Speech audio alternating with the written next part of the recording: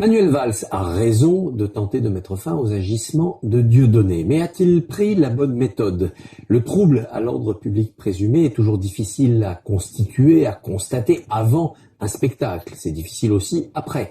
Les préfets vont devoir faire preuve de beaucoup d'habileté s'ils veulent appliquer la consigne du ministre. En revanche, Manuel Valls et d'autres ministres, par exemple la ministre de la Culture, par exemple le ministre de l'Éducation, pourraient faire en sorte qu'on ne programme plus Dieudonné dans les salles. En effet, la plupart des salles de spectacle ont des liens avec les autorités, avec les collectivités locales. Parfois même, il y a des subventions. Il faut faire pression sur les directeurs de salles, sur les programmateurs, pour qu'ils décident de ne plus mettre Dieudonné à l'affiche, avec une sorte de volonté d'hygiène pour que les spectateurs n'aient plus la possibilité de venir le voir. Pour qu'il n'y ait pas la tentation, il faut supprimer l'objet de cette tentation. Ainsi, Dieudonné n'aura plus de public. En même temps, il faut faire la pédagogie de ce rejet, de ce refus de Dieudonné. Et cette pédagogie, elle ne peut que s'appuyer sur l'étude de ses textes, de ce qu'il dit vraiment, pour expliquer à ceux qui auraient envie d'aller connaître le frisson de la transgression et du tabou violé en écoutant Dieudonné, et leur faire comprendre que ce n'est pas possible,